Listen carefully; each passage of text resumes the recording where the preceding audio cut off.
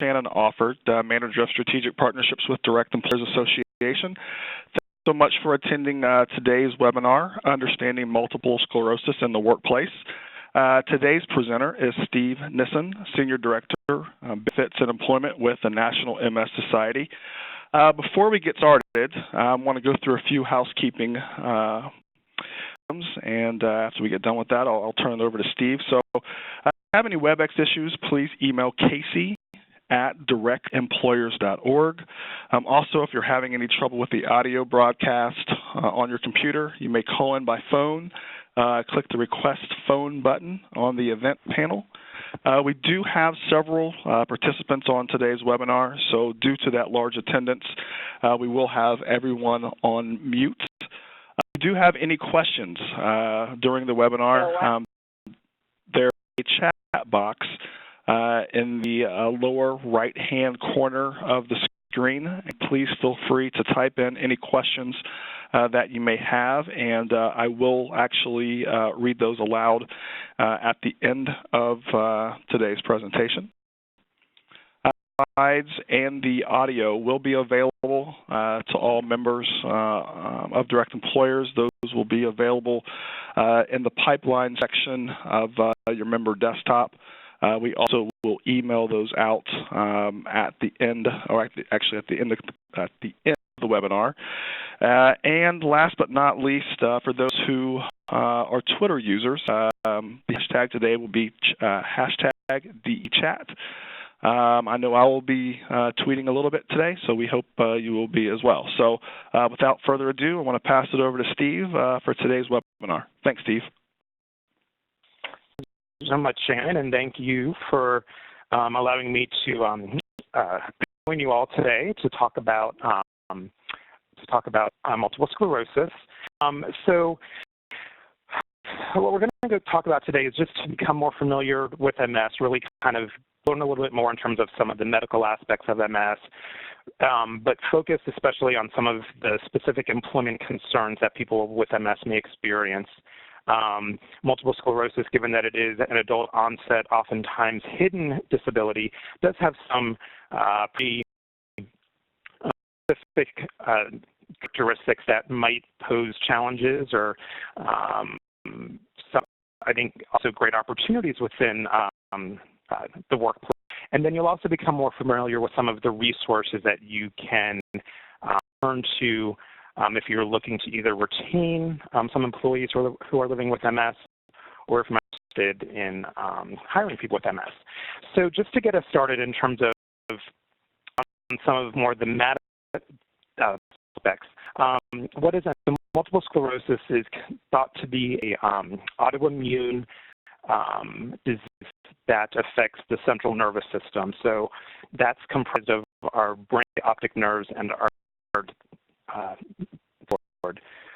multiple sclerosis literally means many scars, so the name is kind of derived from the inflammation and the scarring that is occurring, and that's kind of that protective coating that surrounds our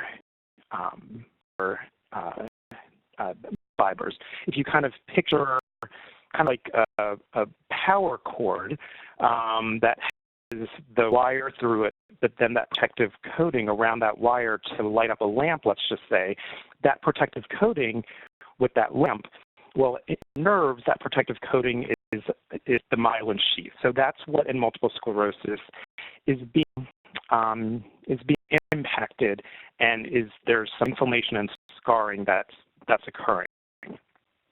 Multiple sclerosis is not fatal, it's not contagious, it's not directly inherited, and it is not always severely displaying. Kind of gives some visual representation of that, the nerve fiber. So again, what's going on is something triggers the bone to attack itself. So that's what's considered to be, an autoimmune disease. Something triggers the body to turn upon itself, and in MS, it's that myelin sheath. So kind of the first image, kind of that myelin sheath is starting to be kind of impacted, worn away, and really as the disease progresses over time, in some people, it actually completely severed the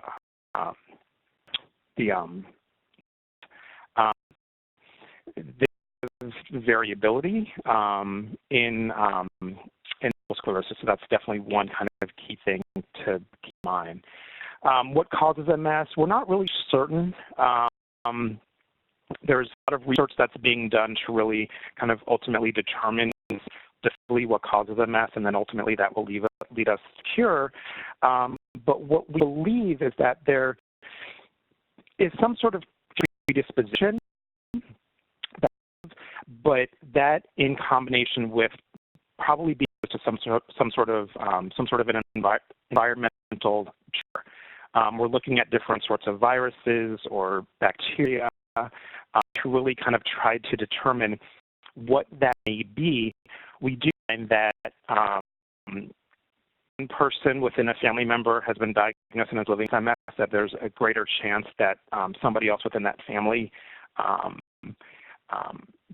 has been. So that kind of helps us to think that there might be that genetic predisposition. But in some of the research studies done really looking at the identical twins, it was not actually a one-to-one ratio. That obviously goes to show that there are some other factors that are contributing to that, that it's not strictly a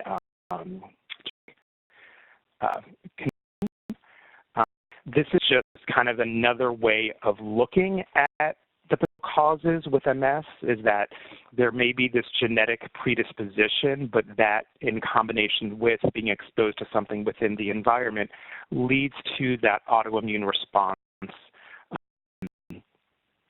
It then kind of turns upon itself, so to speak, and then starts to then impact that myelin sheath, that protective coating, which then could ultimately impact the nerve itself. And again, we see those nerves within our central nervous system. So who gets multiple sclerosis? Multiple sclerosis is considered to be an set condition because most often it is diagnosed between the ages of 20 and 50. So we talk about that in terms of prime of life, but especially this is oftentimes prime of career. Again, is why kind of the employment concerns of people with MS are so important to be aware of. Diagnosed in young children, it can be diagnosed in people that are in their later years, but for the most part, most people are diagnosed between the ages of 20, more commonly diagnosed in women compared to men. This is fairly common with many of the other autoimmune diseases too that are more prevalent in women.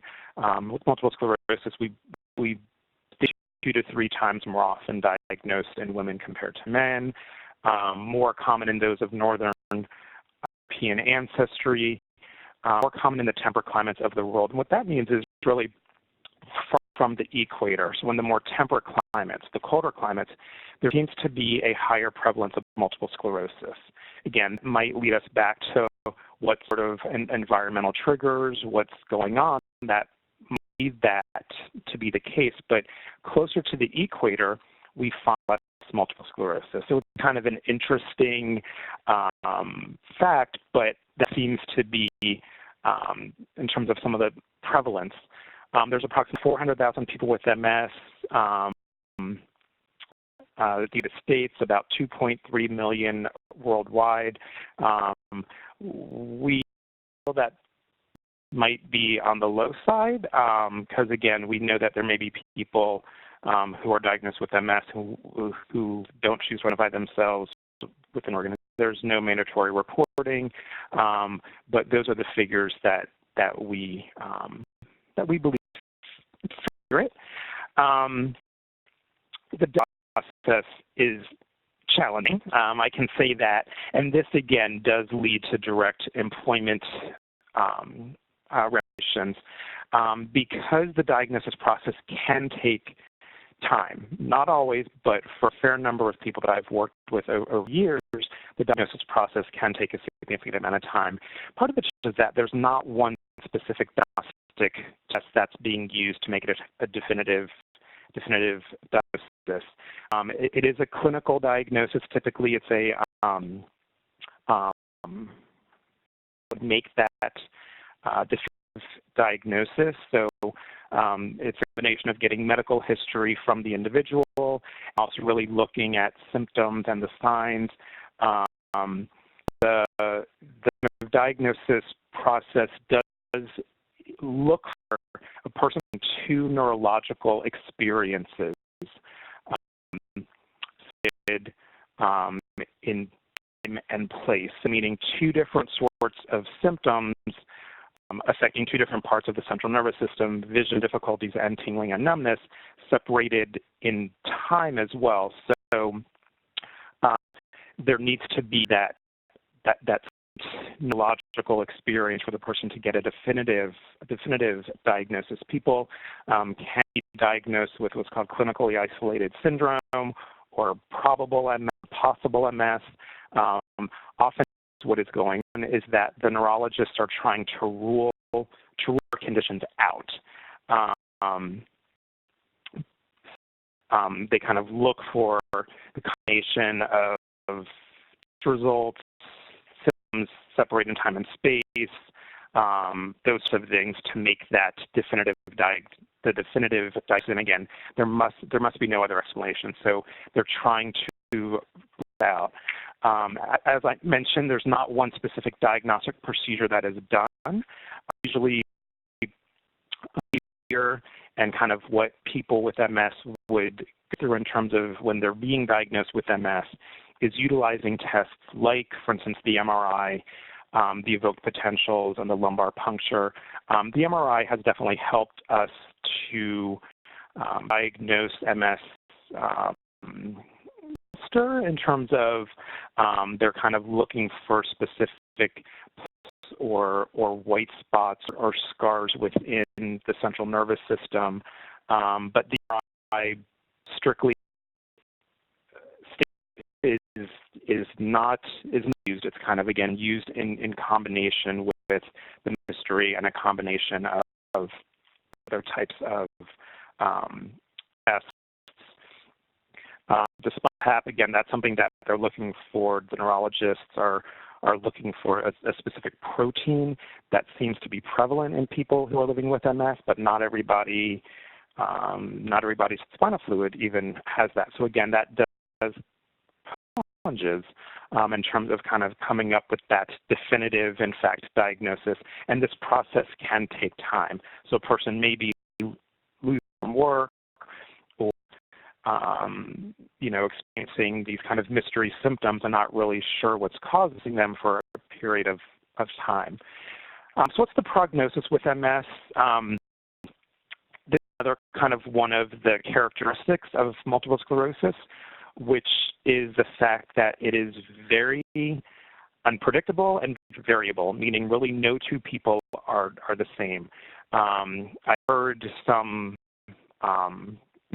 doctors in presenting about multiple sclerosis who have said, if you've met one person with MS, you've met one person with MS. Really, I think that's important to take away, is that no two people are the same. So just because a person diagnosis doesn't mean that their symptoms or their disease course is going to be like anybody else who you may have come in contact with who is also living with MS. It's just so important kind of to look at each person individually.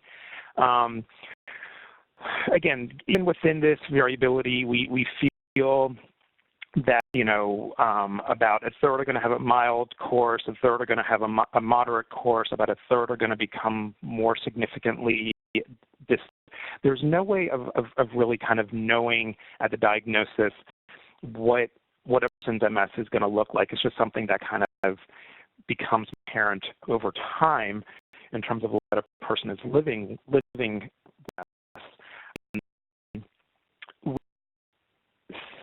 MS follows one of four general patterns. So kind of slide here gives more of a graphical representation, but four patterns are relapsing: primary progressive, secondary progressive, and progressive relapsing.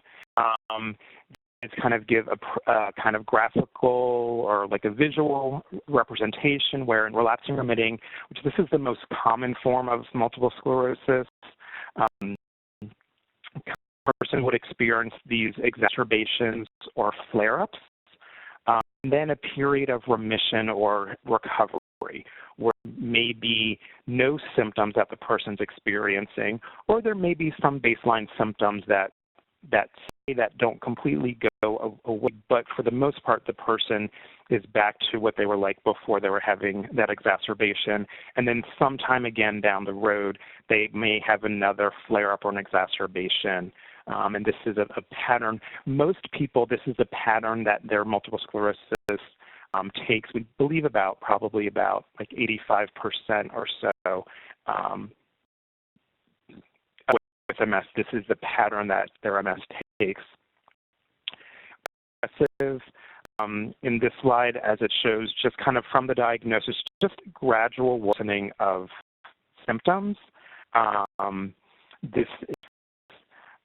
Again, there's no kind of marked exacerbations or flare-ups, but just a gradual decline or gradual increase in symptoms. It doesn't mean it's going to be quick. I've worked with a person who's had primary progressive MS, so that's a pattern that her doctor told her that she had.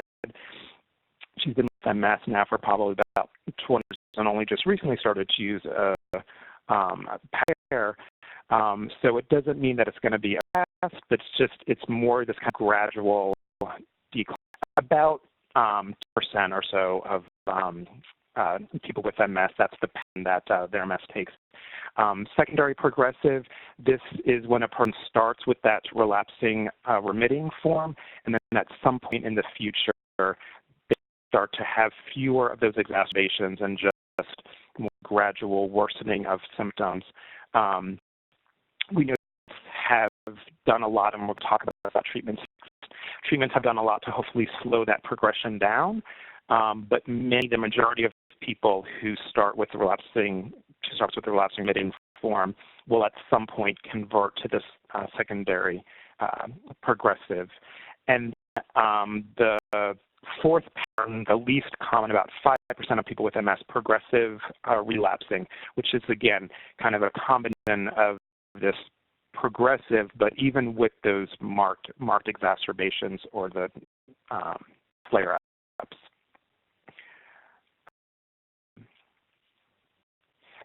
Symptoms of MS, again, this slide shows kind of a laundry list of ones. Fatigue, probably the common symptoms. Thinking about what I was saying before in terms of just the variability in multiple sclerosis, that's one of the things to definitely be aware of. The symptoms, a person actually experience these symptoms may come and go even when a person's going through an exacerbation, but fatigue, vision, spasticity, cognitive symptoms, again, you see here mobility, bowel and blood temperature sensitivity. These symptoms will be other types of conditions, chronic illnesses. So again, kind of thinking back to the challenges with the diagnosis, these symptoms may be caused by other symptoms, or may be caused by other conditions too. So just that importance of trying to rule out. Of treatment options. So there's currently no cure for multiple sclerosis, but really while we're continuing to look for that cure, the focus is on treating those flare-ups, slowing the disease progression itself, symptoms, and looking at ways to maintain or to improve function and quality of life. And here's where definitely employment is so critical to that maintenance of quality of life. So employment is definitely key. For those exacerbations, again, those are those flare-ups or those, again, definition here, flare-up of new symptoms or could be aggravation of some old ones lasting at least 24 hours. When a person's going through an exacerbation or a flare-up, they may be treated with corticosteroids. Again, from an employment perspective, a person may be off work while they're receiving some high-dose IV steroids. followed by a taper down. Not all exacerbations require treatment. Not all exacerbations require hospitalization.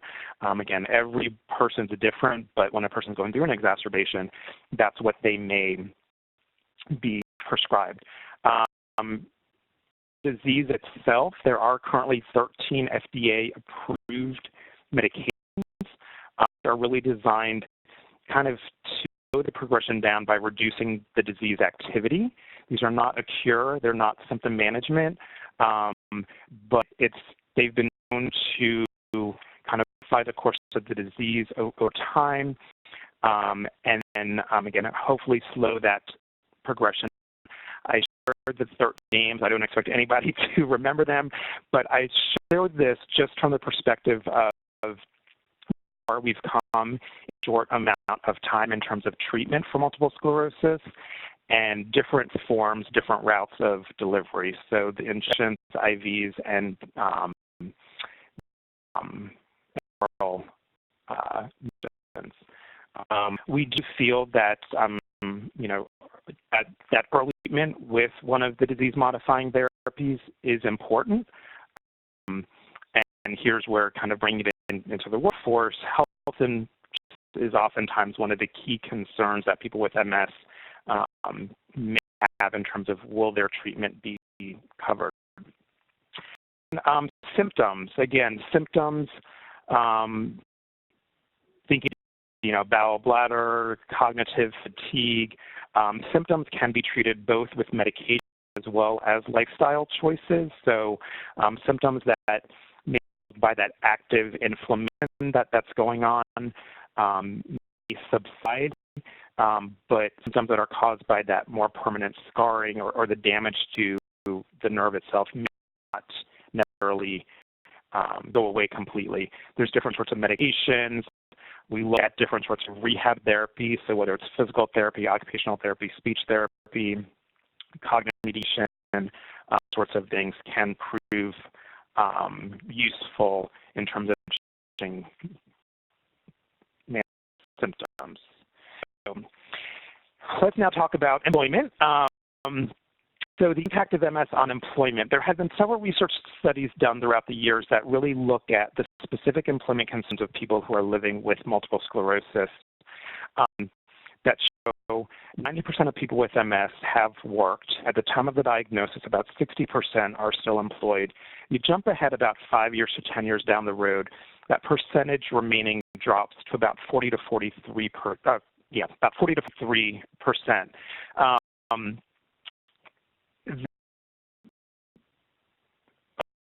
High as I wish that they would be.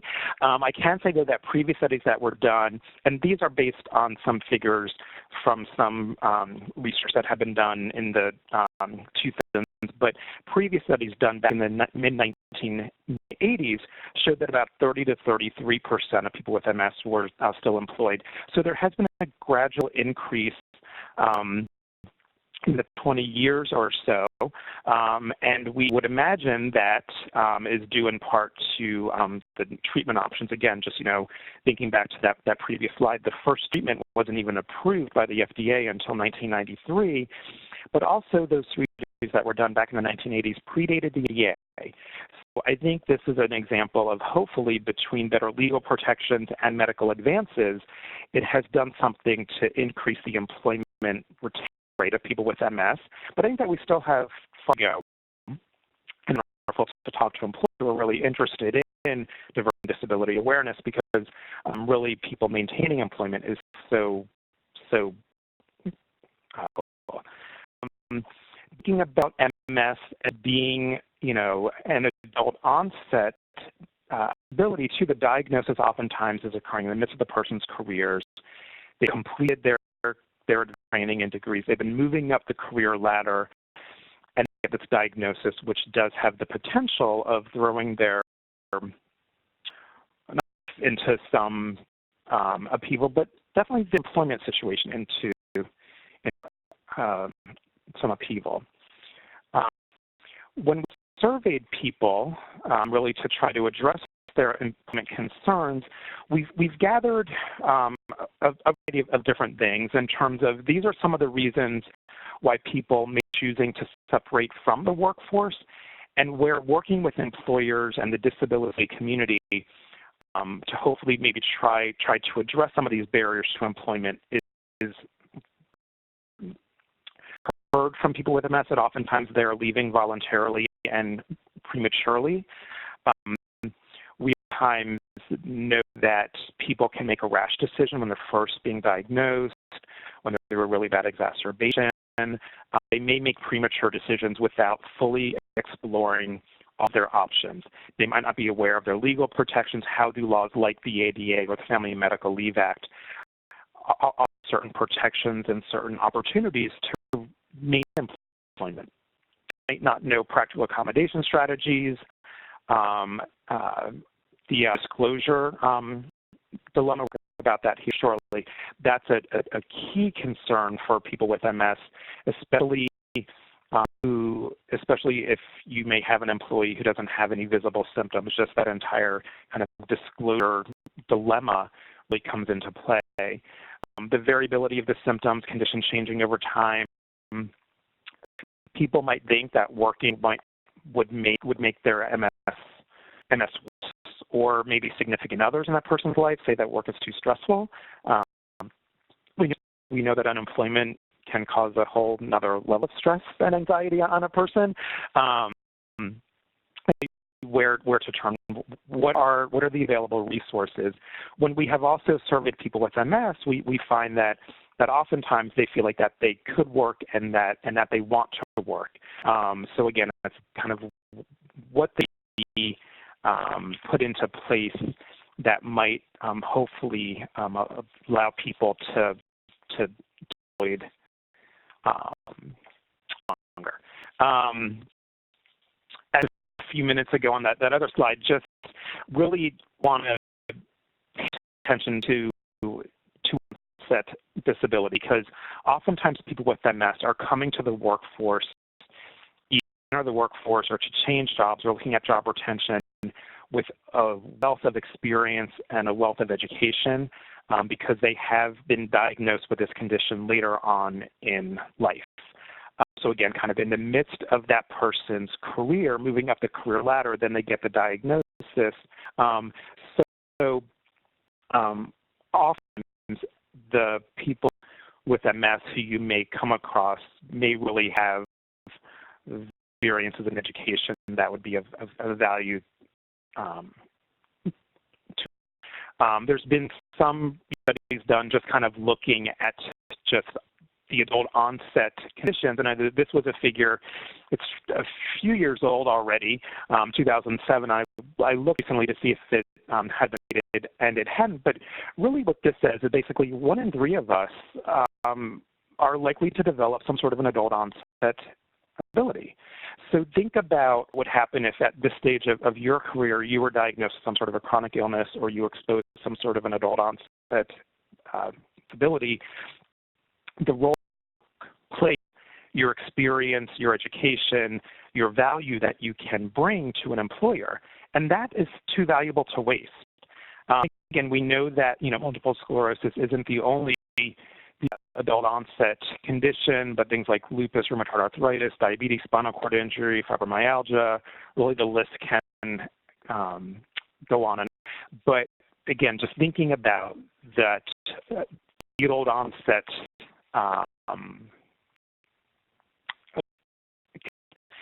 the other kind of one of the main characteristics for many people with MS who may have hidden or invisible symptoms, what we're kind of coining now as this non-apparent disability, but that may really pose significant challenge to them in the workplace. That people may share, that other people in their life have that "but you look so good" mentality. So people that they come in contact with family members or coworkers or friends may take time kind of that their symptoms are really impacting them to the level that they are. Even more stressful for that person to ask for accommodations because, again, from all the outward appearances, that person, quote unquote, looks so good. So they don't want to be seen as getting preferential treatment or being treated differently. But we know under the ADA, they request the assistance that they need in order to perform the essential functions of their job. We know that under the ADA, it's that kind of double-edged sword. On one hand, you don't need to disclose accommodation, but then people may experience stress or that apprehension that they're somehow keeping a deep, dark secret. But again, know that these symptoms can and oftentimes do cause just as many limitations in the workplace. And again, just like with the adult onset, hidden disabilities aren't necessarily limited to MS, but epilepsy, seizure, or diabetes, learning disability, psychiatric illness. Again, those are all just some of hidden disabilities that people again to get this symptoms again: fatigue, tingling, numbness, cognitive, vision, bowel and bladder problems, temperature sensitivity, emotional changes, depression. These are all symptoms that a person may experience. Again, not everybody's going to experience all of them. Not everybody's going to experience them all at the same time. But these are symptoms that can pose a significant barrier to a person with MS in the workplace, but they can be accommodated. I'll talk about that here shortly. So what are the legal protections that an employee with MS may want to at some point during their term of employment? So the ADA, obviously, the Americans with Disabilities Act, from the education that I do with people with MS, oftentimes it's education in terms of informing them about what are your rights and your responsibilities under the ADA when it comes to disclosure and asking for reasonable accommodations. It is important for folks to know that when the ADA was amended back in 2008 and the final regulations came out in 2009, and the EEOC listed 13 conditions that are presumed to meet the definition of a person with a disability according to the ADA, that actually multiple sclerosis is one of those 13 conditions. So for the most part, because of that, people with MS we presume to meet the definition of a person with a disability under the ADA. Leave Act, this is something that a person may need to or may choose to tap into, maybe when they're going through the diagnosis process, or if they're going through a really bad exacerbation or a flare-up. And COBRA as well, again, insurance for people with MS is oftentimes a key concern. A person is choosing to change jobs, to advance in their careers, take on a new job, or at some point possibly need to separate from the workforce due to disability. They may information and might want to tap into COBRA in order to look for that continuation of their insurance coverage. Just is a big concern of people with MS. Many inquiries about here at the National MS Society. We definitely do kind of drive home that this is a very personal decision to make. No two people are the same. So really we never tell a person, yes, you should, or no, you shouldn't. It's more kind of having a conversation with that person to determine, okay, what's going on that's making you want to disclose, or what's you not want to. Can be a very stressful time, especially when that person may not have any visible symptoms. Part of the role that we play in terms of providing some employment counseling to people with MS is really getting at when is the right time, who is the right person. If you're going through the interview process, you're meeting with a recruiter, the recruiter might not be, well, first of all, that, not the time for you to be bringing up your diagnosis, and that's your time to sell yourself and your skills and experience. That recruiter might not be the appropriate person. So it's kind of figuring out the who, the when, the what, and ultimately the why, reasons for disclosing or not. Again, from a legal perspective, or from a practical perspective, trying to reduce your stress, your anxiety. We also know that based on the employer that it may sometimes be beneficial for a person to self-identify in terms of Section 503 for federal government contractors, Schedule A for federal government jobs. So it's kind of doing that education with the folks we work with too, to say sometimes actually if you get that, the self-identification form, it may be beneficial because that employer may be really doing some targeted outreach to increase the employability of people with abilities. What are, with disclosure, obviously, these are the types of things that employees work with me grappling with are both kind of these pros and cons.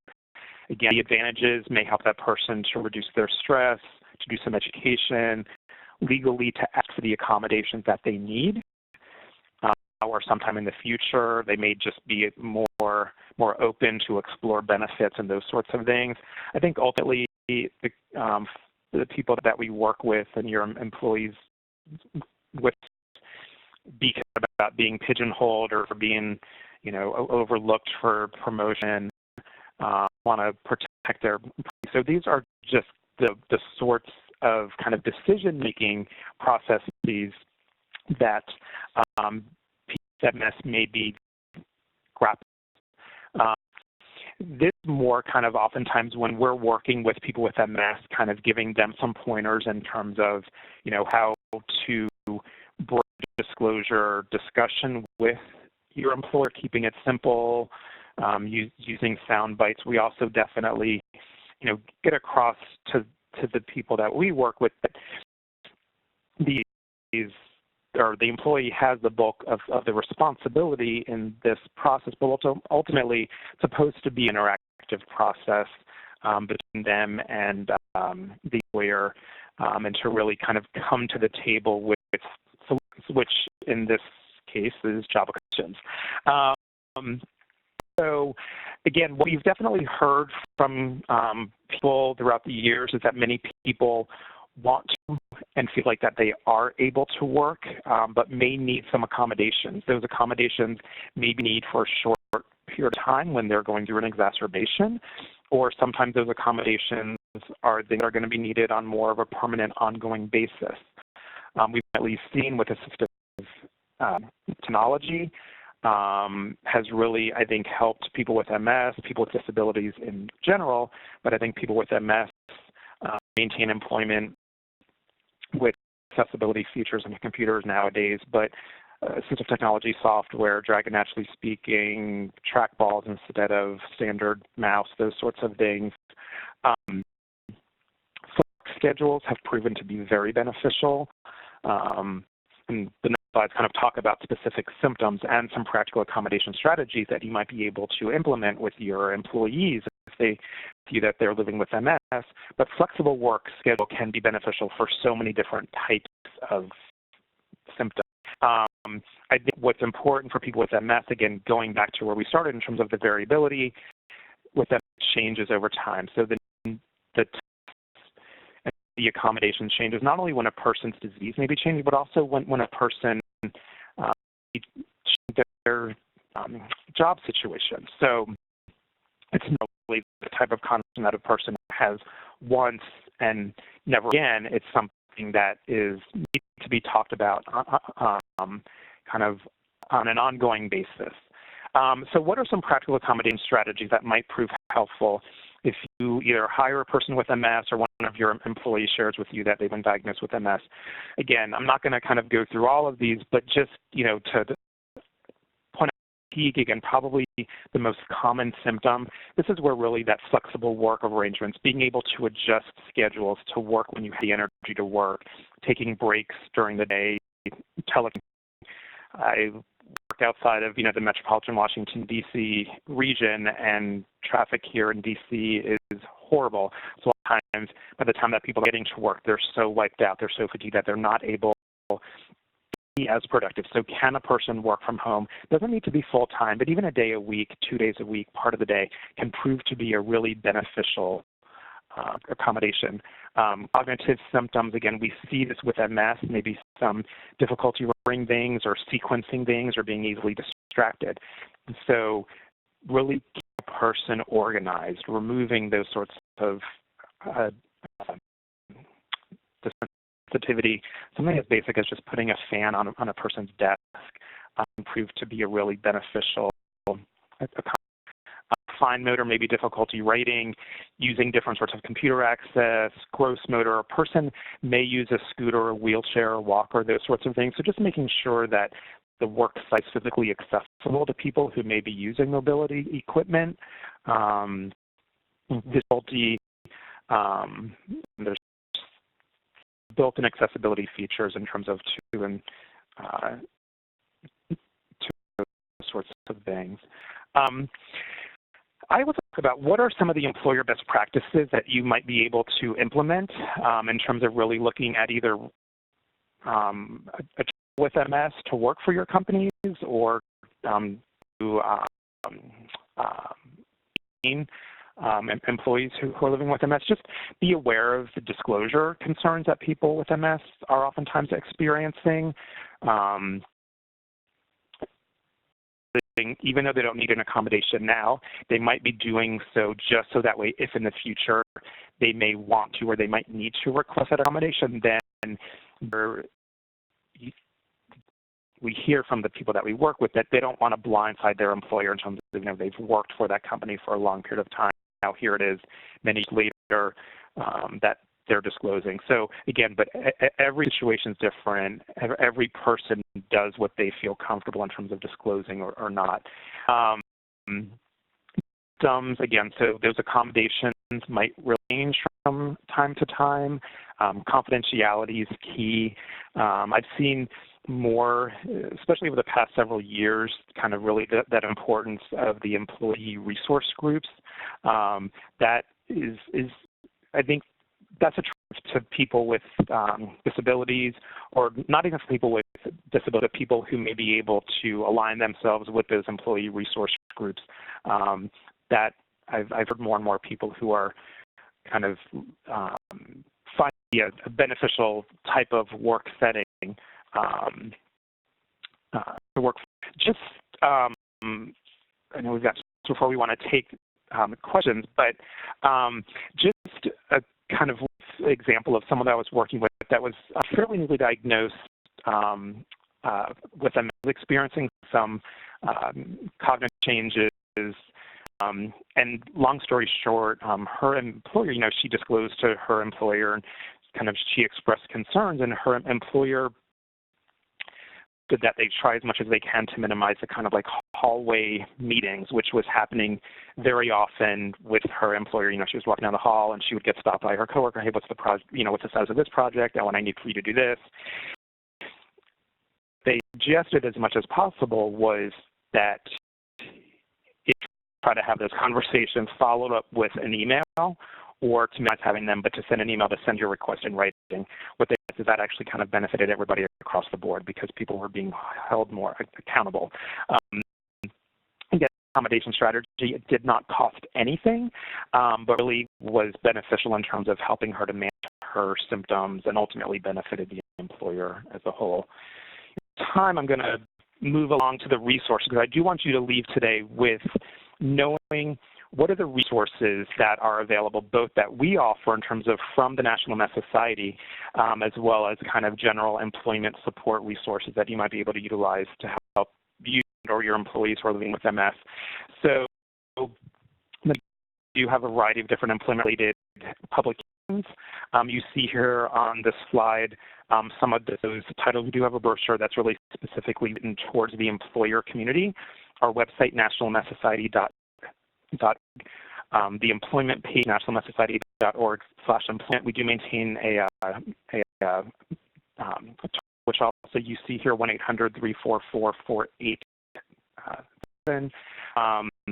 We have a variety of different information and programs and toolkits that are for people with MS, Career Crossroads, and then employers. But we do also have a short video that's the employer community as well, which is available. It's a DVD, but it's also on our YouTube channel.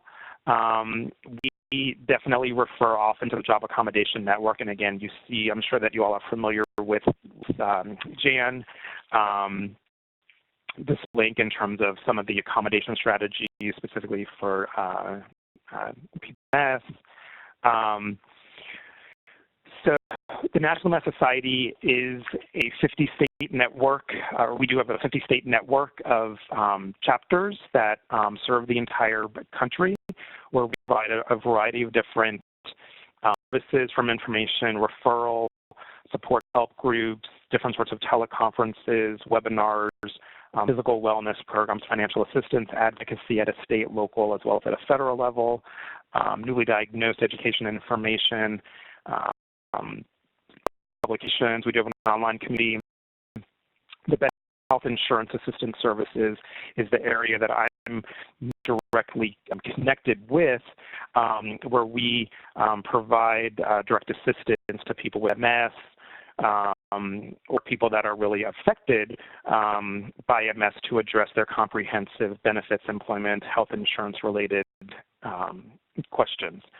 And we are a nonprofit, so we do also have fundraising events. So within each local area, there's our Walk MS, Bike MS, Challenge Walk, Run, Muck Fest, which is a kind of challenge type of course. So there's also ways for corporate for employers to oftentimes be involved with us as an organization as well, from a fundraising capacity too. Just before we open this up for questions, just some, I hope, points to take away from today's, just again, with MS, it's unpredictable, it's variable, and it can be progressive, but that, just to remember that, MS is different for every person. It gives onset disability.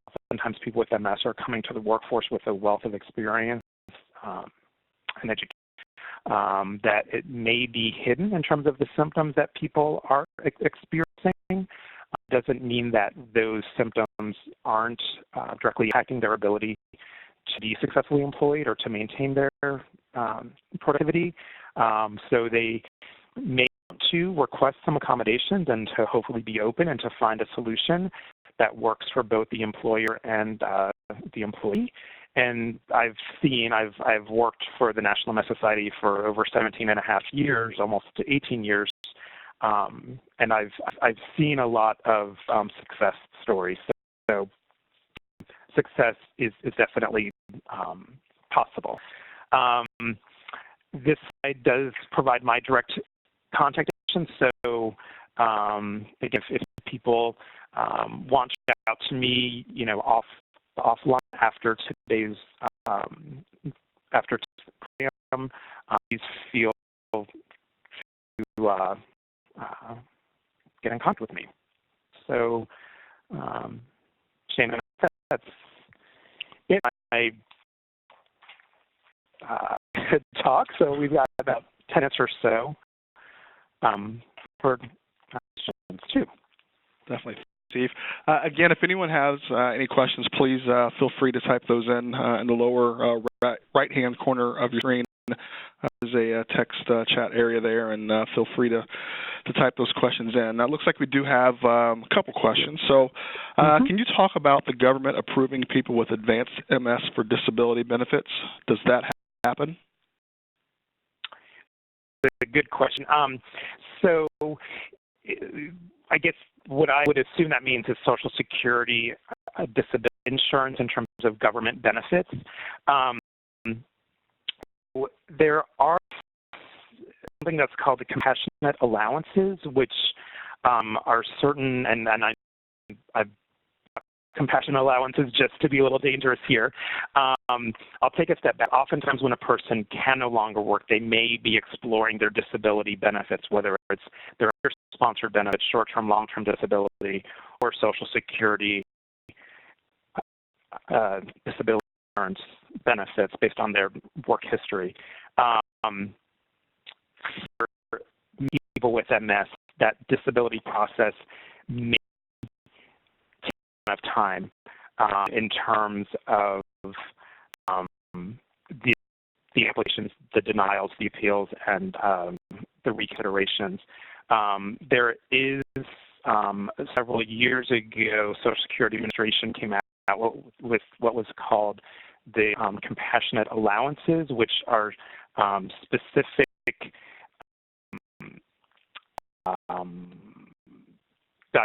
that are supposed to expedite the approval of certain conditions, and pull up the specific language that is used from Social Security Administration. But just being diagnosed with MS does not mean that the person's going to be found with the compassionate allowances, so they might need to go through the full typical process. There is a type of MS that is listed on that, and I could be follow up with you. My computer has, of course, now stopped working, trying to pull up that list here, Shannon, but I can maybe try to get that list for you here. For the most part, a person would probably have to go through the appeals, the denials, if someone's just diagnosed with kind of regular multiple sclerosis. Perfect. I know that you talked about the National MS Society having multiple locations across the country.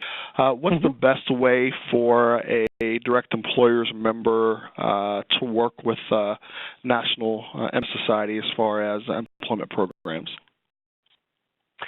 I encourage them to start with me. The only chapters vary in terms of the types of employment programs and support services that they offer.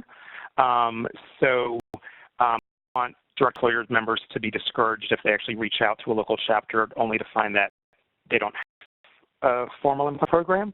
I kind of have a sense, and I know in the team that I work with, we are familiar with kind of what all this to offer in terms of benefits and employment-related programs. So feel free to reach out to me. Again, you see on the slide here my contact information, steve.nissen.org, or my direct dial phone number is 303-986-1110, and I can figure out what may be available locally, or what we might be able to do nationally, as knowing that, I'm sure that some of your members may be nationwide employers too. So starting off with me would be a good first step.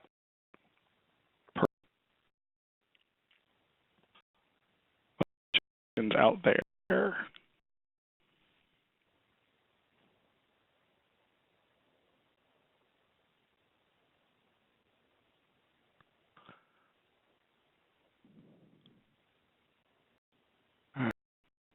Doesn't we have any additional questions? But definitely want to thank you, Steve, for doing the webinar today. We definitely learned a lot. I know I did. I took a lot of notes, so definitely appreciate that. I also want to thank all of our members for attending today's webinar. Again, we will be sending the slides out this week, and they'll also be in the back area of the member desktop in the pipeline section as well. So again, thanks, Steve, and thanks everyone for joining today's webinar, and hope everyone has a great rest of the week. Thank you.